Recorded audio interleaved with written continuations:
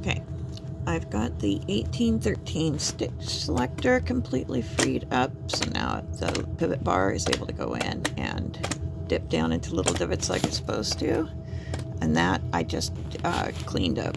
I did use WD-40 followed by tri-flow, and you have to clean the WD-40 out, but on both sides of this, right, basically between the screw head right there and basically the pivot part of the bar, because this little bar comes down to your stitch selector. Notice there's the little rolling piece that rolls. That's a little roller bearing that goes down in the divots to help it do the stitch selector.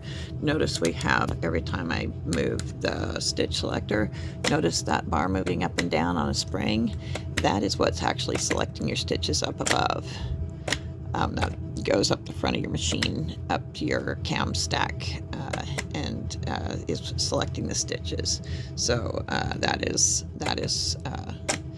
why it's so important to keep this all of these pieces working together. Now, so that's all cleaned up and ready to go.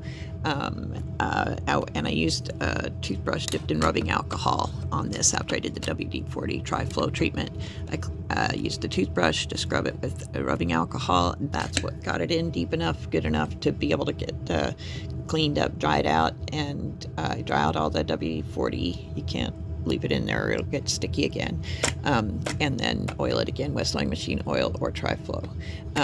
While you've got this open, while we have the side off and the belt's off the motor, and the motor's still on the wire but just disconnected from the motor mount, I want to be able to show you also, I just cleaned up the reverse mechanism. This is your stitch length and reverse mechanism.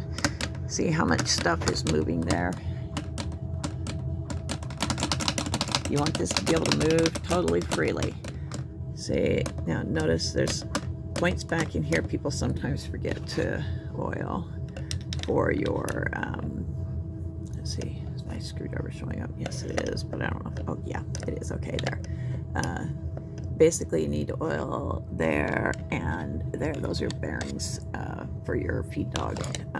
But notice how that pivots and moves. You've got this one right here.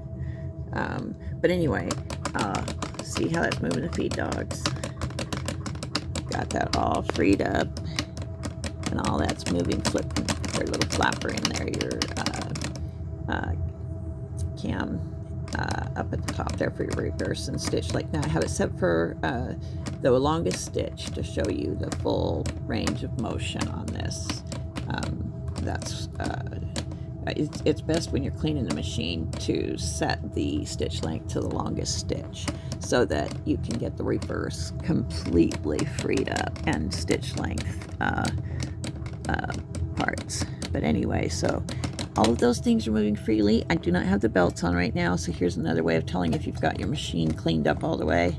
Turning it by hand with no belt and no motor on it, it just is so smooth. Everything is just smooth, smooth, smooth.